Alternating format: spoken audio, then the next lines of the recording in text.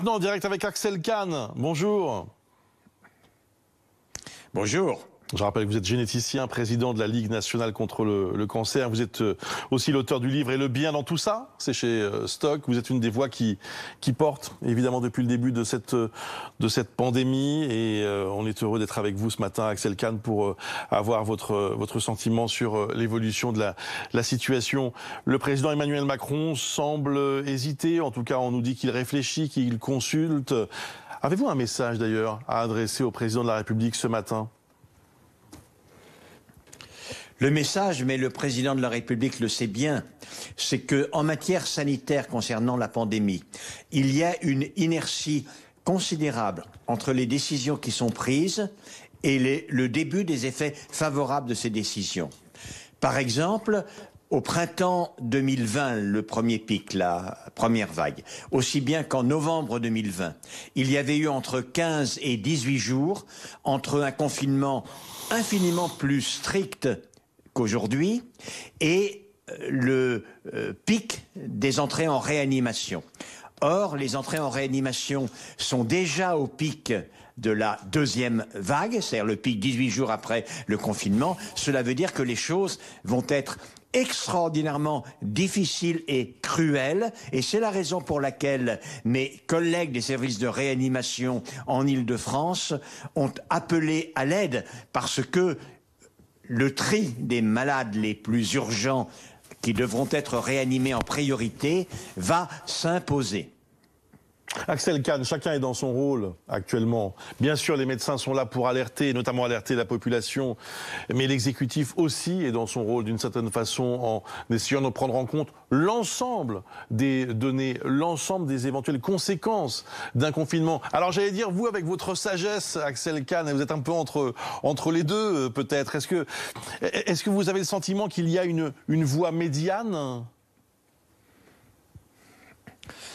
À dire vrai, la voie médiane, hélas, n'existe plus guère. Elle existait, et cela a été deux occasions manquées, quoi que l'on dise. Elle existait après les vacances de Noël, après les fêtes de Noël, où les Français avaient pu souffler, faire la fête, même s'ils n'avaient pas exagéré, où, ma foi, achever le travail de réduction de la circulation virale qui avait été entrepris par le confinement de novembre aurait sans doute été relativement bien accepté. En plus, il n'y avait pas de difficulté à augmenter un peu les vacances d'hiver pour les enfants. Et puis l'autre occasion manquée, ça a été de profiter des vacances de février, les porter à 4 semaines, mélanger toutes les zones, en profiter également pour réduire énormément les contacts physiques au niveau de la population générale, de telle sorte, si vous voulez, qu'on soit un peu dans la situation de l'Allemagne qui connaît cette nouvelle vague, mais dans une situation infiniment plus favorable que nous, parce qu'elle part de très bas. Le problème, si vous voulez, nous, ce qui est absolument dramatique, c'est que la décision prise en janvier et en février a été de faire avec un niveau de circulation virale extrêmement élevé. Et quand, sur un niveau extrêmement élevé, vous rajoutez une recrudescence considérable, évidemment, vous êtes dans une situation qui est extrêmement difficile. Évidemment, on va en reparler pour les personnes atteintes de cancer, mais également pour tout le monde, si bien que aujourd'hui, on va dire que les cartes en main ne sont pas considérables. Il y a des éléments quand même. Par rapport au confinement que l'on a connu au printemps dernier, on sait que c'est pas la peine de laisser les gens vraiment à l'intérieur. Ils peuvent aller à l'extérieur à condition qu'il n'y ait pas de rassemblement. En revanche, c'est vrai qu'il doit y avoir pratiquement suppression de toutes les activités professionnelles en présentiel qui ne sont pas indispensables à la survie du pays. C'est vrai qu'il doit y avoir une diminution importante des transports en commun. C'est vrai qu'il doit y avoir durant un temps, et évidemment c'est très douloureux, il doit y avoir un moment, on va dire, il faut avancer les vacances de Pâques pour les gamins et une fermeture des écoles en profitant des vacances de Pâques également et en avançant ces vacances de 2 semaines et en prolongeant, en faisant réellement au mieux. Voilà, si vous voulez, quelques pistes, mais vous voyez, c'est plus difficile de savoir ce qu'il faut faire pour éviter les dégâts quand on est dans le mur parce qu'on n'a pas freiné assez tôt que quand on est encore à 250 mètres de l'obstacle et qu'on a le temps de freiner. Mais ce que vous décrivez, c'est un confinement, vous le souhaitez? Je ne sais pas si c'est un confinement. Oui, c'est incontestablement une diminution importante des contacts physiques. Il n'y a pas de secret, vous savez. Le virus ne circule pas tout seul. Le virus se transmet de personne à personne par le contact des personnes. C'est la seule possibilité.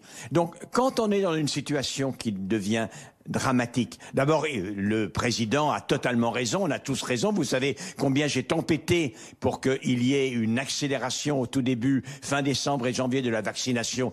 Donc, il faut vacciner, vacciner, vacciner, vacciner. Mais les effets de la vaccination ne se feront pas sentir avant, au mieux, à troisième semaine d'avril, sans doute fin avril, jusqu'au 15 mai, il n'y aura pas d'effet considérable. C'est long, un mois et demi à attendre dans la situation où nous sommes. Donc, il faut faire au moins mal. Aujourd'hui, on est dans la situation où il faut faire au moins mal. Pour ce qui est des commerces, on va profiter du beau temps. Il faut au maximum que la totalité du commerce se passe à l'extérieur. Il faut diminuer considérablement la rencontre des gens à l'intérieur. C'est là que l'on se contamine. Il y a des adaptations, mais il n'empêche que, en dehors de la vaccination qu'il faut encore accélérer, il n'y a pas d'autre solution que de diminuer considérablement le contact entre les personnes dans les lieux clos. Axel Kahn, j'entends ce que vous dites avec beaucoup d'intérêt évidemment, et ce troisième type de confinement que vous proposez en quelque sorte, mais il y a aussi beaucoup de voix qui s'élèvent, et c'est ce que nous disait d'ailleurs un député de la majorité tout à l'heure sur notre antenne, beaucoup de voix qui s'élèvent pour dire que les Français en ont marre et qu'ils n'accepteront pas ou n'accepterait pas un nouveau confinement quel qu'il soit, et c'est ce qui semble aujourd'hui faire hésiter le chef de l'État. Vous l'entendez, vous le sentez vous-même? Mais moi j'en ai marre aussi. La belle affaire. Est-ce que je n'en ai pas marre? J'en ai marre. Et puis l'idée d'un confinement, d'une réduction de mes activités, alors que le printemps est là, la douceur, les fleurs, bientôt le muguet, évidemment les jonquilles, les narcisses, les orchis bientôt, j'adore. C'est quelque chose d'absolument terrible, bien entendu. Et donc, il n'y a pas dans la population, dans l'opinion, des gens qui en auraient marre et des gens qui seraient très heureux de se confiner. C'est absurde. Simplement, on est aujourd'hui dans le mur à cause du virus, naturellement, mais aussi parce qu'on l'a laissé faire. Il faut reconnaître les choses par rapport aux autres pays qui nous entourent, parce qu'on a considéré que, ma foi, c'était pas si dramatique, on l'a laissé faire. Et aujourd'hui, cette intolérance, comme vous le dites, aux vilains mots, affreux mots de confinement, est bien pire que ce qu'elle était en hiver. Et par conséquent, vous me demandez qu'est-ce qu'il faut faire, sachant que ce qu'il aurait fallu faire n'a pas été fait auparavant. Et donc, en ayant marre, moi aussi, j'essaye de vous répondre en homme raisonnable et aussi en président de la Ligue, parce que parmi les victimes qui souffrent considérablement de cette situation et de la persistance dans la durée de la tension hospitalière, il y a toutes les personnes qui sont atteintes de maladies chroniques et en particulier le cancer. J'ai évalué déjà à 13 500 personnes qui perdront la vie de leur cancer dans les 5 ans qui viennent, qui ne l'auraient pas dû. Et il faut rajouter aujourd'hui cette déprogrammation jusqu'à 80% des actes en région parisienne, dans les Hauts-de-France, et la situation se tend. C'est-à-dire que une des conséquences également d'avoir laissé le virus circuler à ce très haut niveau, c'est également une situation qui est, il faut le reconnaître, utilisons le terme, intolérable pour les personnes qui sont malades d'affections chroniques plus graves, plus nombreuses, autres que la Covid.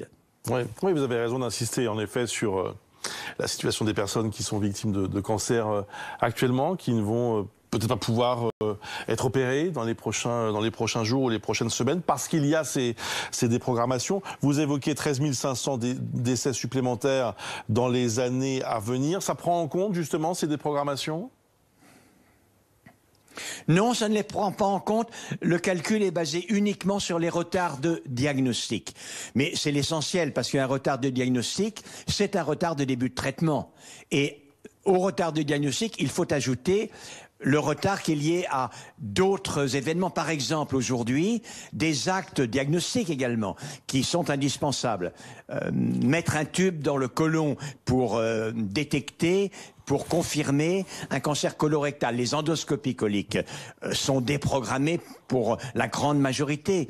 À part dans les centres anticancéreux qui sont moins touchés, c'est très difficile d'avoir son endoscopie. Et ça, c'est indispensable pour faire un diagnostic de cancer colorectal et débuter le traitement. C'est presque pareil pour les colposcopies et les cancers du col. C'est-à-dire que, à ce calcul que j'ai fait, qui est basé sur 100 000 retards aujourd'hui de diagnostic, et on peut effectivement inférer assez facilement au nombre de chances de vie perdues, il faut rajouter tous ces autres éléments. Je ne peux pas encore le faire, mais ils sont eux aussi extrêmement cruels. Et puis même quand la vie n'est pas directement menacée.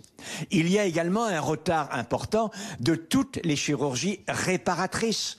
Réparatrices après cancer du sein, réparatrices pour rétablir la continuité colique lorsque il y a eu un anus artificiel transitoire après justement une intervention pour cancer colorectal. Or, évidemment, le rétablissement de l'intégrité de son corps et de son image, cela fait partie de la guérison des cancers. Ça en fait partie vraiment. Et comment voulez-vous que le président national de la Ligue contre le cancer ne soit pas très profondément peiné, très profondément? Merci beaucoup, professeur Axel Carle. Merci d'avoir répondu à nos questions ce matin en direct sur BFM TV.